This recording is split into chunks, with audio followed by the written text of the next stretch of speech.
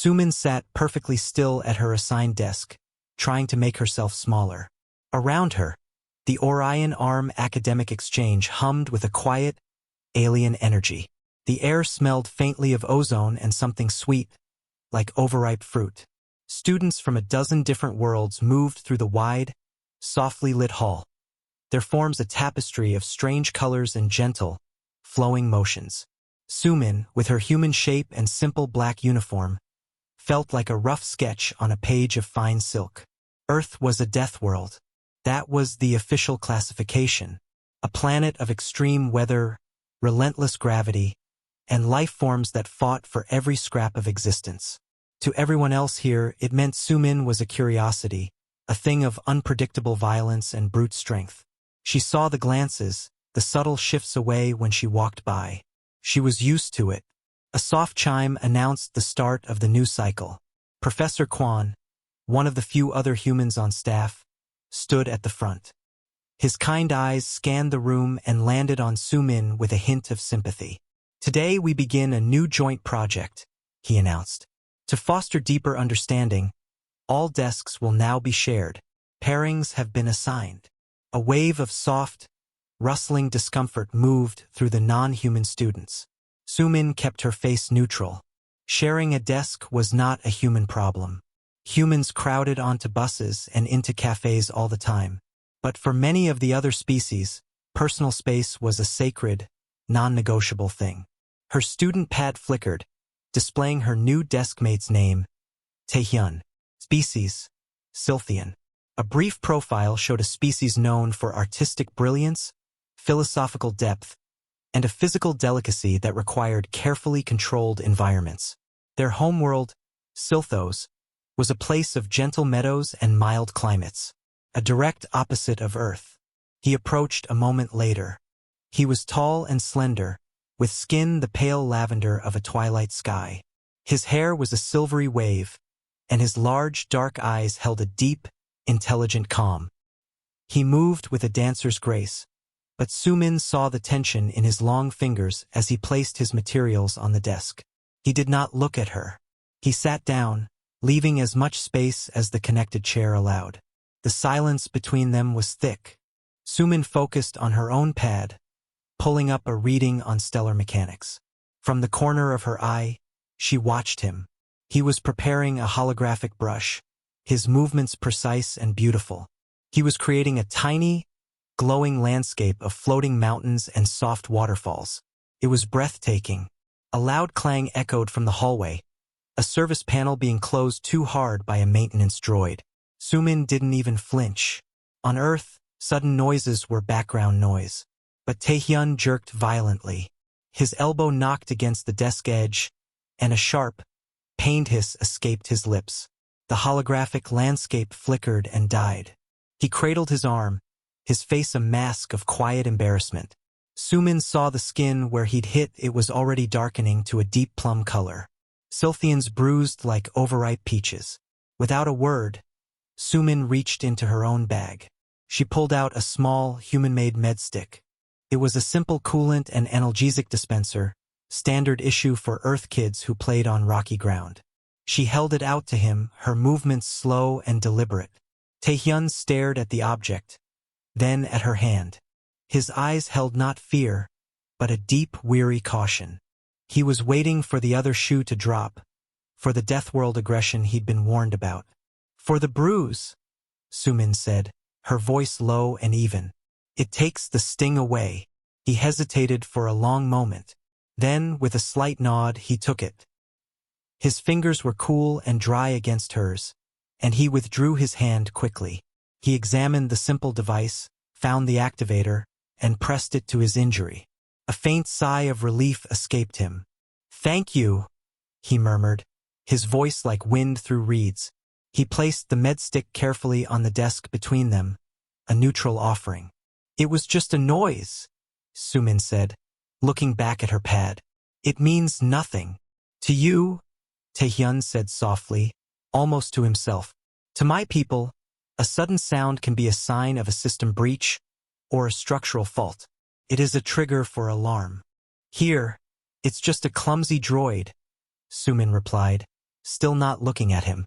Another silence settled, but this one was different, less charged. They worked side by side for the rest of the session. He did not restart his landscape. She did not finish her reading. They simply existed in the same space. A human girl from a planet of storms and a Sylphian boy from a world of calm, separated by only a hand's breadth of polished desk. When the chime sounded again, Taehyun gathered his things with that same fluid grace. He paused, looking at the human medstick on the desk. "You may keep it," Sumin said. "I have more."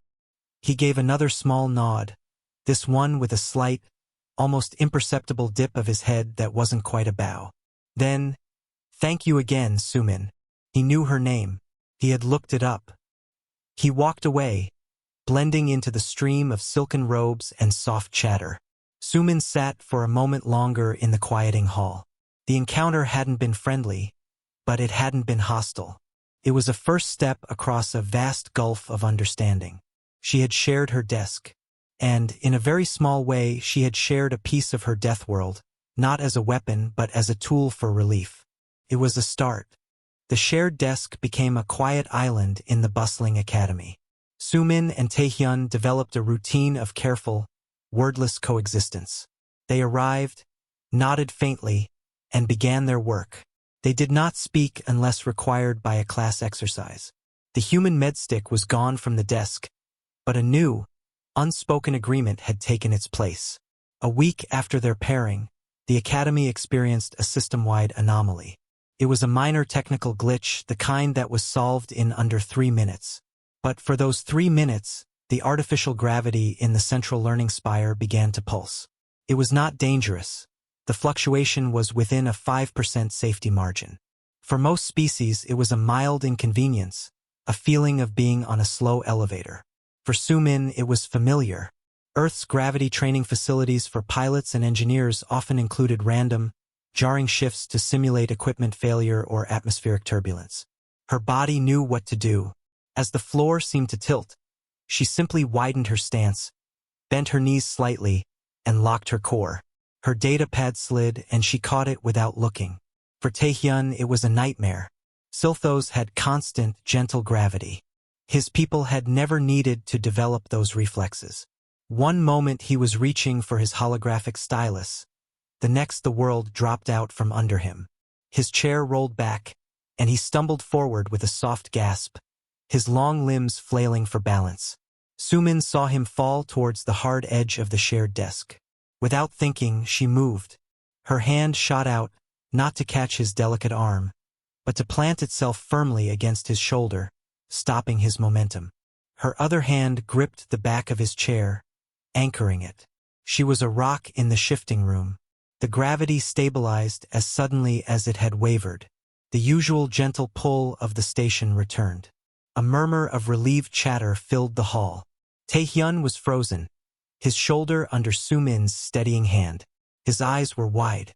He had braced for impact, for pain, and instead found an immovable support. Sumin slowly removed her hand. "Are you steady?" she asked, her voice low. He took a slow breath, righting himself. The pale lavender of his skin had taken on a slightly ashen tone. "I am. Thank you." His words were more earnest this time. He looked at her, truly looked at her, not as a Deathworld abstraction, but as the person who had just kept him from injury. "Your equilibrium. It is not affected? On Earth, gravity is a suggestion, not a rule," she said, sitting back down. "You learn to not trust the floor." Taehyun carefully settled back into his chair. He watched as she calmly reorganized her items, her movements efficient and sure. "A suggestion," he repeated quietly, as if tasting the idea. To him, the natural world was a harmonious constant to be respected. The idea of wrestling with it was foreign. The professor called for attention and the lesson resumed. But the dynamic at the shared desk had shifted. Later, during a silent study period, Taehyun did not retreat into his art. Instead, he spoke, his voice barely above a whisper. "The noise last week, and the gravity today. You are not startled." Sumin considered this. "Startled is a luxury. On my world, If you are startled by every odd sound or shift, you don't last long. You assess, then you react. Or you don't react. Sometimes not moving is the best move. A philosophy of stillness, Taehyun said, intrigued. My people also value stillness, but it is a stillness of meditation, of peace. Yours seems to be a stillness of readiness. Sumin gave a small shrug. It's just practicality. It is strength, he corrected softly. A different kind than I understood. He went quiet again, but it was a thoughtful silence. A few minutes later, he did something new. He activated his holographic projector and, instead of creating a private landscape, he pulled up a simple, three-dimensional diagram from their shared astrophysics lesson. He rotated it slowly. This gravitational lensing effect, he said, pointing with a slender finger. The professor's explanation was technically correct, but visually clumsy. It is clearer if you see the light's path like this. Sumin leaned in slightly. He was right. The complex concept suddenly made spatial sense. That is better, she admitted. A faint, almost invisible smile touched his lips. It was the first she had seen. He didn't offer more conversation, but he left the helpful diagram hovering in the space between them for a full minute before erasing it. When the session ended, they packed up in their usual synchronized silence. As Taehyun stood to leave, he paused. Sumin. She looked up. Your practicality, he said, choosing his words with care. It is a useful anchor. Good cycle. He left. Sumin sat for a moment. An anchor. He had not called her a predator, a brute, or a Deathworld oddity. He had called her an anchor. Something that holds fast, that provides stability. She looked at the empty space where he had been sitting. For the first time since arriving at the academy, the strange, sweet ozone air of the place didn't feel quite so heavy. A bridge, made not of grand gestures, but of a steadying hand and a shared diagram, had been built. It was only a whisper of a thing, but it was there.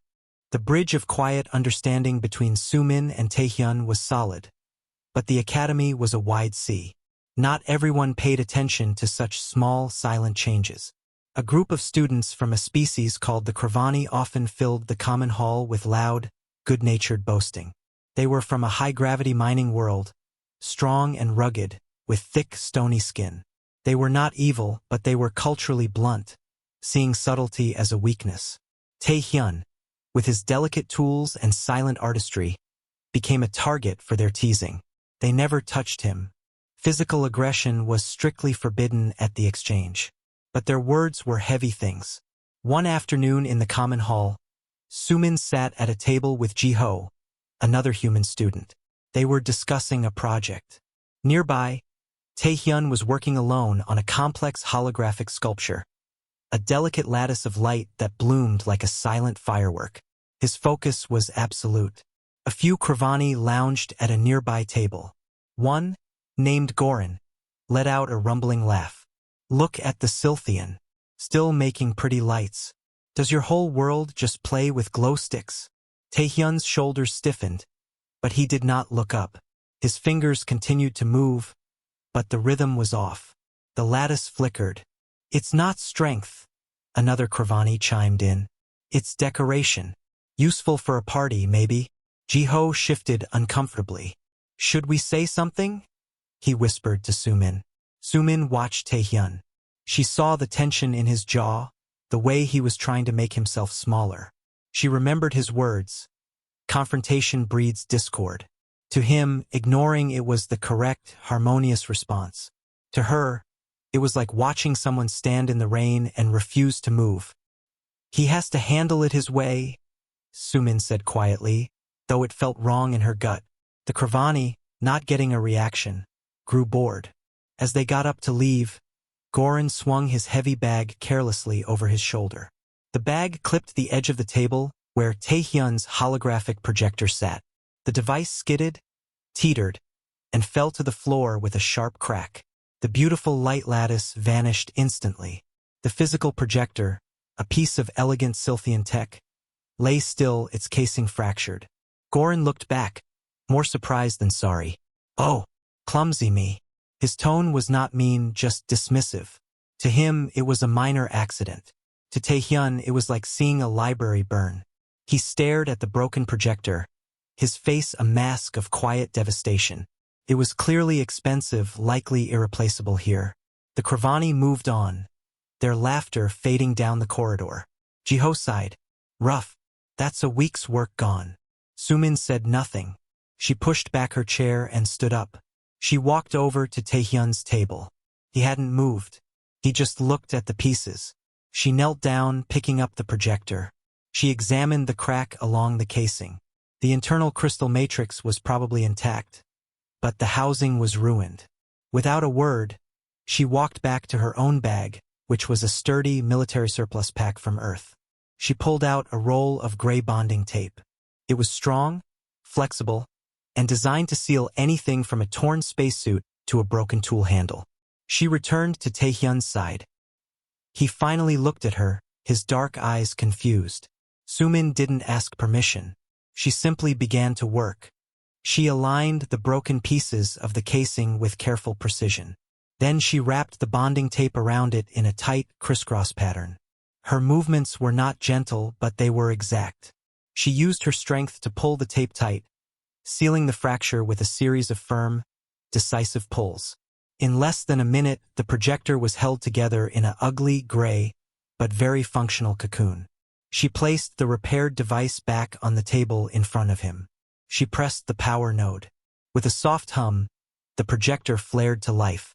The light lattice, his beautiful, blooming firework, shimmered back into existence above the table, perfect and whole. Taehyun stared at the light, then at the ugly gray tape, then at Sumin's calm face. It's not pretty, Sumin said, her voice flat, but it holds. It will work until you get a new one. She didn't glare after the Kravani. She didn't give a speech. She had simply seen a problem and fixed it with the tools she had. It was pure Deathworld practicality. The few other students who had watched the scene were silent. They had expected a human to shout, to fight, to show her famous temper. She had shown something else. An unwavering, quiet competence. It was more unnerving. Taehyun reached out a slender finger and touched the rough gray tape. It was the opposite of everything his culture valued. Beauty, elegance, subtlety. Yet it had saved his work.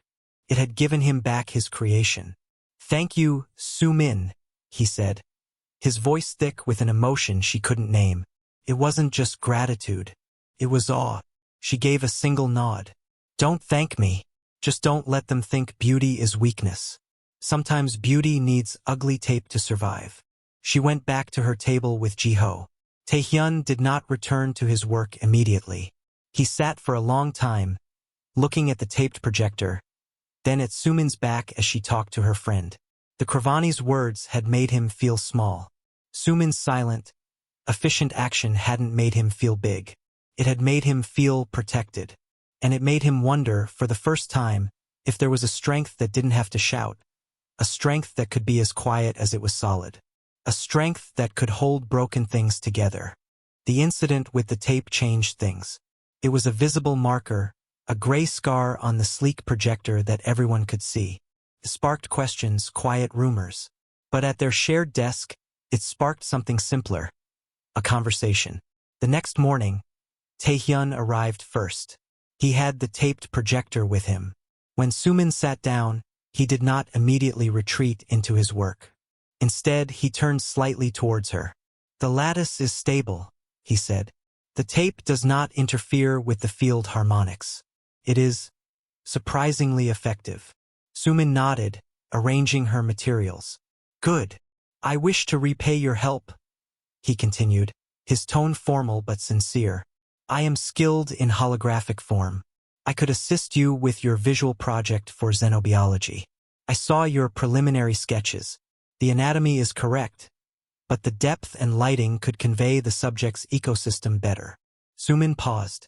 Her project was on a predatory earth fish. She had drawn it accurately, but it looked flat. He was right. That would be acceptable, she said. Thank you. In exchange, Taehyun said, his voice dropping slightly. You could teach me. Teach you what? What you did. Not with the tape, he clarified. With your body. During the gravity shift, you were like a tree in a wind. I was like a leaf. He looked down at his own slender hands. My people are not built for instability. But we are here. I wish to be less of a leaf. Sumin considered him. He wasn't asking for combat training. He was asking for basic stability. She thought of children on Earth learning to ride a bicycle, to climb a tree. It was fundamental. All right, she said. We can trade. Light for balance. Their first session was after classes in a quiet and used observation lounge with a soft floor. Sumin felt strangely out of place. Teaching was not her nature. Stand with your feet apart, she began demonstrating. Not just under your hips. Wider. Feel the floor. Taehyun mimicked her stance, looking awkward and too careful. Now bend your knees a little. Not a lot. You are not sitting. You are making your legs like springs. She walked around him and placed a hand on his back. Straight spine. Don't lock it. Think of a string pulling you up from your head. His body was tense under her touch. I feel unstable like this, he admitted. You are. That's the point. You are finding a new point of balance. Your body is used to one perfect position. Now you need to find 10 others. She gave him a gentle nudge from the side. He stumbled a step. See? You were rigid. A rigid thing breaks. A flexible thing bends and comes back. She taught him simple things. How to shift his weight from one foot to the other without swaying his upper body. How to drop his center of gravity if he felt a pull. It was not about strength, but about awareness and control. In return, during their desk hours, he taught her about light. Your fish is an ambush predator, he said, calling up her model. The light in its habitat is not flat. It is broken by water surface movement, by silt. With a few deft movements of his fingers, he added layers of shimmer and shadow. The fish suddenly seemed to be lurking in deep, murky water. See? Now the environment tells its story. The emptiness around it is its weapon. She watched, fascinated. He saw the world in layers of meaning and emotion. She saw it in vectors and forces. Over the next few days, they continued their trade. She taught him breathing exercises to control panic. Breathe in for 4 counts, hold for 4, out for 4. It tricks your body into thinking everything is calm. He taught her about color symbolism, how cooler tones could make a scene feel isolated, warmer tones could feel welcoming or dangerous. One afternoon, during a balance lesson, Taehyun managed to take a soft shove from Sumin without stumbling. He held his ground, his knees bent, his posture soft but ready. A look of pure, surprised joy lit up his face. It was the most emotion she had ever seen from him. I was a rock, he said, amazed. For a second, Sumin agreed, a small smile touching her own lips. A very small lavender rock. He laughed then, a soft, breathy sound. It was a strange, beautiful noise. Later, at their desk, Sumin was struggling with a different part of her project, conveying the speed of the fish's strike. Her animation was clumsy. Taehyun watched for a moment. You are showing all the movement, he said. Sometimes the story is in what you do not show. He took over the controls. He erased her frantic motion lines. Instead, he made the fish perfectly still. Then, in a single blurred frame, it was simply in a new position, its jaws closed. The implication of speed was terrifying. It's the stillness before and after that sells the motion, he explained. Sumin looked at the hologram, then at him. She understood. It was exactly what she had been trying to teach him about balance. It was about the controlled calm between the forces. They were not just trading skills. They were trading philosophies. He was learning her practicality, her readiness. She was learning his subtlety, his sense of story. They were, piece by piece, giving each other the tools their own worlds had lacked. The Deathworld girl and the delicate artist were building a third, hybrid space between them. It was a space where strength could be quiet and beauty could be strong. They didn't talk about it. They just worked side by side, each becoming a little less of an outsider in the process. The field trip to the Verdant Dome was meant to be a lesson in cross-ecosystem botany. The dome was a vast, climate-controlled bubble housing plant life from various Class II garden worlds. It was supposed to be peaceful, a place of soft light and gentle fragrances. Sumin walked with the group, her posture relaxed but her eyes scanning. Old habits died hard. Taehyun walked a step behind her, his movements showing a new, conscious stability. He no longer floated, he placed his feet. They didn't speak, but their silence was now a comfortable, shared thing. The group, a mix of species, listened to the guide explain pollination symbiosis. They were in a section that mimicked a world called KRYLL, a place with higher gravity and dense, rubbery vegetation. It happened without warning. A deep, vibrating crack echoed through the dome, followed by the shriek of tearing metal. A containment unit on the ceiling, holding a specimen labeled Phytos carnifex, ruptured. The creature within was not a plant in any traditional sense. It was a lab-engineered hybrid from a high-gravity world, a tangle of thorny vines with a central, pulsating maw. It was supposed to be dormant, sedated by low light.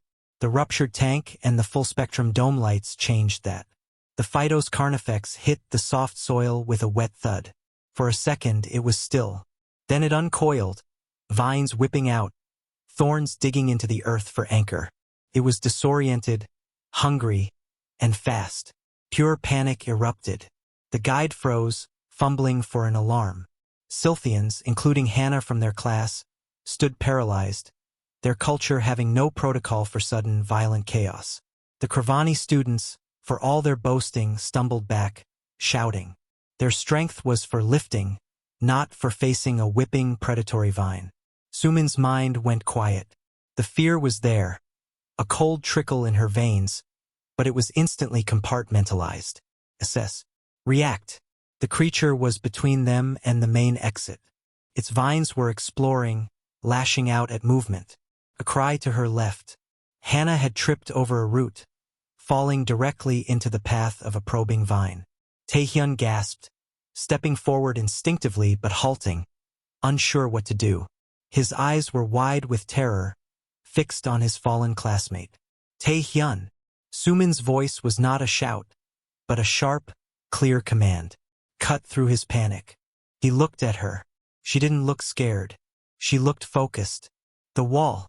The emergency fire suppression controls. The red lever. Now. Her direction was absolute. It gave him a task, a vector. He didn't think. He moved. He ducked under a low sweeping vine and sprinted, not with grace, but with desperate purpose, towards the dome's wall. Sumin didn't watch him go. She saw a maintenance cart nearby, loaded with pruning tools and canisters of nutrient gel. Not weapons, but tools. A vine swept towards Hannah. Sumin grabbed a long metal pole used for supporting tall plants. She didn't swing it like a club. She jammed it into the ground at an angle, intercepting the vine's path. The thorny limb wrapped around the pole, buying a second. Hannah, crawl. Left. Now, Sumin ordered, her tone leaving no room for debate. The Sylphian girl, snapping out of her daze, scrambled away. The creature, annoyed, shifted its attention towards Sumin. Its central maw pulsed, dripping a clear, acidic sap. She backed up, keeping the cart between her and it. She grabbed a canister of thick nutrient gel. It was heavy and sticky. Across the dome, Taehyun reached the wall. His hands fumbled over the panel. He found the large red lever. He looked back, saw the creature looming near Sumin. He pulled. A shrieking alarm filled the air. From nozzles in the ceiling, a blast of cold, pressurized chemical foam erupted, designed to smother fires. It wasn't meant for this, but it was a sensory nightmare. The foam blanketed the area, shocking the light-sensitive creature. It recoiled, vines whipping blindly. Sumin saw her chance. She hurled the heavy gel canister. It wasn't aimed to hit the creature, but to land in front of it. The canister burst open, spraying thick, viscous gel across the soil. The Phytos carnifex, trying to move forward, dragged its anchoring vines through the sticky mess. It slowed, struggling. That was all the time security needed. Robotic drones zoomed in, firing precise sedative darts. The creature shuddered and went still, collapsed in the foam and gel. Silence fell, broken only by the hiss of the suppression system and the ragged breaths of the students. Then, the sound of crying, of shocked murmurs. Sumin lowered her hands.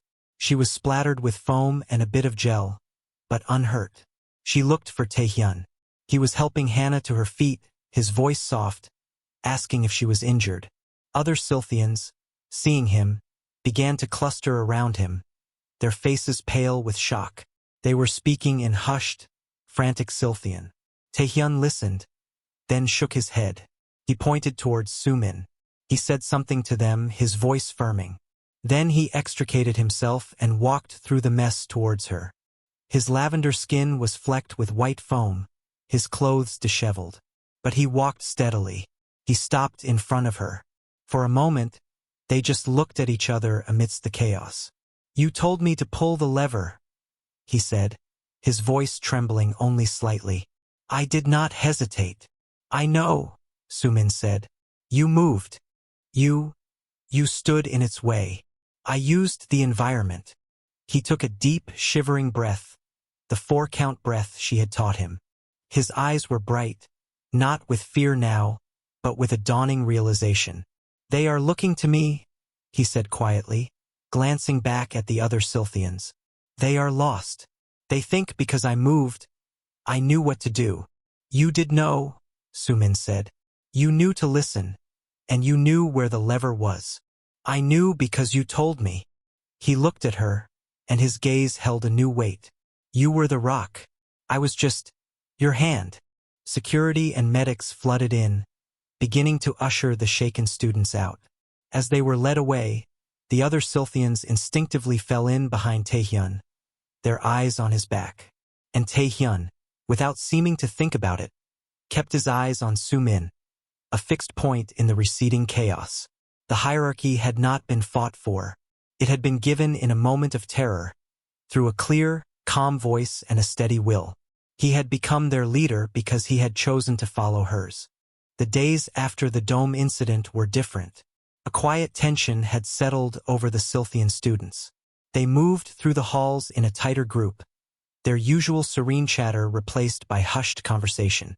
Their eyes, when they weren't wide with remembered fear, often found Taehyun. They watched him as he walked, as he sat, as he interacted with Sumin. At their shared desk, Taehyun seemed distracted. He was creating a new hologram, but his heart wasn't in it. The light shapes faltered and dissolved. "Sumin," he said finally, putting his stylus down. "We need to talk." She looked up from her work. "Okay. I am not an alpha," he said, using the human term he'd learned from Jiho. "My people do not have them. We have consensus. We have respected elders who guide through wisdom, not command." He gestured vaguely towards where his classmates sat. "But since the dome, they expect me to guide. They ask me what we should do about our group project. They ask me if the dining hall's lighting is suitable. They saw me act, and now they believe I have some authority I do not possess." Sumin listened. "You did act. I acted because you acted," he said, his voice low but intense. "You were the calm in the storm. You saw the problem, you saw the tool, you gave the order. I was just a part of the system you directed. My people, they don't see you. They see the one who moved when they froze. They see me." He looked at her, his dark eyes earnest. "They are following a shadow. Your shadow." Sumin considered this. On Earth, leadership was often loud, claimed, and fought over. This was the opposite. It had been silently, accidentally bestowed. "What do you want to do?" she asked. "I do not know," he admitted, slumping slightly. "If I tell them the truth, that I was just following you, they will not understand. To them, you are still the Deathworld, variable, unpredictable, and strange. They respect your result, but they fear your source. It is easier for them to believe the strength came from one of their own. So let them," Sumin said simply. He stared at her. "But it is not true." "It is true enough," she shrugged. "You did move. You didn't freeze. You knew where the lever was. You pulled it. That's not nothing. You used what I taught you. But the plan was yours. The calm was yours. I can't give them that, Sumin said, her voice practical. They won't take it from me, but they will take it from you. If you being their point of stability makes them feel safe, then be that. Taehyun was quiet for a long moment. It feels like a lie. It's not a lie. It's a filter, she said, struggling to find the words. Like your color tones. You take a scene and make it feel a certain way. You're taking what happened and making it something they can understand. Something they can use. He pondered this, his fingers tracing the edge of his taped projector. So I am to be their translator. For a language of calm, I am only just learning.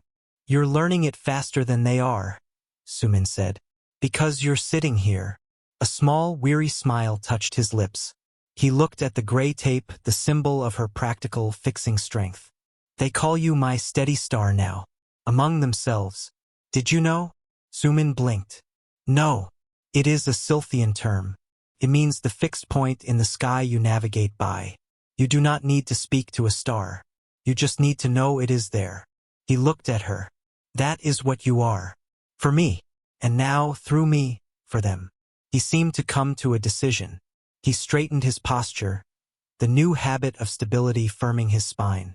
Very well. I will be their filter. But I will not do it alone. He met her gaze. When they look to me, I will look to you. And you will give me that small nod like you did in the dome. That is how it will work. Sumin held his look. It wasn't a request for her to lead. It was a request for her to be his anchor so he could be theirs. It was a chain of quiet strength, with its first link firmly planted in Deathworld soil. Okay, she said, giving a single, slow nod. The next day, when a group of Scythians approached their desk between classes, huddled and unsure about an upcoming presentation format, Taehyun didn't shrink. He listened. He then turned slightly, his eyes flicking to Sumin. She was watching, her face neutral. She gave the faintest nod towards the simpler, more visual option they had discussed once. Taehyun turned back to his people. The multisensory approach is ambitious, but our time is short. The visual narrative format will be more impactful. We should focus our energy there. The Scythians nodded, relief on their faces. They had their direction. They moved away, already discussing the new plan. Taehyun let out a slow breath. He didn't look at Sumin, but he whispered, "Thank you." She didn't answer. She just went back to her work. The system was in place. The Deathworld girl was the fixed star, unseen but essential. And the boy from the gentle world, by standing in her light, had become the moon that guided his people through the night. It was a strange, silent partnership. But it worked. The term was ending. The Orion Arm Academic Exchange was hosting its final cultural showcase, a celebration of the semester's shared learning. The Great Hall was filled with displays from every species. Intricate mineral song discs from the Kravani, floating scent poems from a water-bound people, complex mathematical dances of light. Sumin stood before her own display, feeling a quiet nervousness she wasn't used to. It wasn't fear of the audience, but a fear of exposing something soft. Her project was complete. Taehyun was at his own station a few meters away, surrounded by his Scythian peers. They were all looking to him for final approval on their joint presentation, which he gave with quiet, confident gestures. He had grown into the role, his calm now his own, though his eyes still found hers in a crowd, seeking and confirming. Professor Kwan approached Sumin's booth. "May I see?" She nodded and activated the hologram. It was the Earth fish, the ambush predator. But it was no longer just a biological study. The environment Taehyun had helped her craft was fully realized. A deep, murky riverbed dappled with shattered light from the surface. The fish was a shadow within a shadow. The sequence played. The unbearable stillness, the single, blurred frame of the strike, the return to stillness with new ripples spreading outwards. It was a masterpiece of tension and quiet violence. It was beautiful in its own deadly way. "It's exceptional, Sumin," Professor Kwan said, his voice filled with genuine awe. "You've communicated its entire world." "Thank you, Professor," she said. "I had help with the light." Nearby, Taehyun began his presentation. He did not display art. Instead, he presented a philosophical thesis titled Strength in Stillness, Harmony with Chaos as a Universal Principle. He spoke of his people's view of stillness as peace, and then of a new understanding, stillness as readiness. He used the dome incident as a case study, though he never mentioned Sumin by name. He spoke of the leverage point, the clear mind assessing tools, the value of a steady breath in panic. He called it the practicality of harmony. The Scythians listened, rapt. This was a language they understood, a bridge built from their own philosophy to a sturdier shore. After the presentations, there was a mingling period. The Kravani, Goran among them, approached the Scythian group. They were not teasing now. Their stony faces were serious. Your presentation, Goran rumbled to Taehyun. This stillness as readiness. It is a strong idea. We only ever thought of strength as movement, as force. Taehyun gave a respectful nod. They are two sides of the same thing. The force is useless without the stable ground to push from. Goran looked thoughtful. Then his eyes shifted to Sumin, who was watching from her station. He gave a slow, gruff nod of his own. It wasn't an apology for past behavior. It was a recognition. She returned the nod, once. As the event wound down, the Scythian students clustered for a final group decision. They had won a small award for collaborative design and needed to decide how to allocate the credit. A gentle debate began, going in circles. Hannah looked at Taehyun. What do you think? Taehyun listened to the opinions. Then, as he had learned to do, he turned. His gaze found Sumin across the space. She was packing her data crystal away, her movements efficient and final. He saw the question in the situation. It wasn't about credit. It was about fairness. The award was for the group, but two members had done the core programming. The answer was simple. He turned back to his people.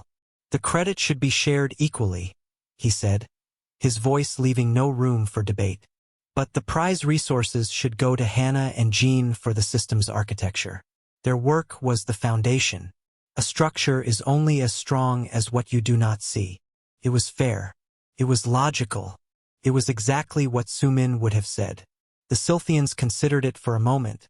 Then a wave of agreement passed through them. The matter was settled. Taehyun excused himself and walked over to Sumin as she shouldered her bag. The hall was emptying, the soft lights beginning to dim. You looked, she said. I always look, he replied. Your answer was the right one. It was your answer, she said. You just knew where to find it. They walked out of the great hall together, side by side. The corridor was quiet. Their time as mandatory desk partners was over. Next term would bring new assignments. They will follow you now, even without me looking, Sumin said after a while.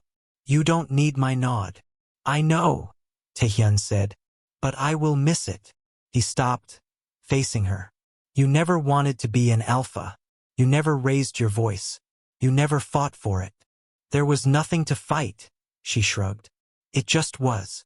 That, Taehyun said, a soft, sure smile on his face, is exactly what makes you one.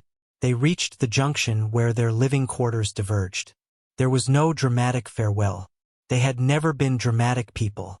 Good cycle, Sumin, Taehyun said, giving her that slight, respectful dip of his head. Good cycle, Taehyun. She walked down her corridor. He walked down his. She did not look back, and she knew he did not look back either. There was no need. The connection wasn't about constant contact. It was about knowing the star was fixed in its place. In her quiet room, Sumin placed her bag on her desk. She took out the taped holographic projector. Taehyun had given it to her that morning. A reminder, he had said, that strong things can mend broken things. She set it on her shelf. She had shared her desk with someone they called a monster, and she had seen only a person. In return, he had shared his world with her, and she had learned to see in layers of light. Together, in the silent space between their chairs, they had built something simple and unbreakable. She hadn't become an alpha in any way the stories told. She had become a steady point, and sometimes that was the strongest thing of all.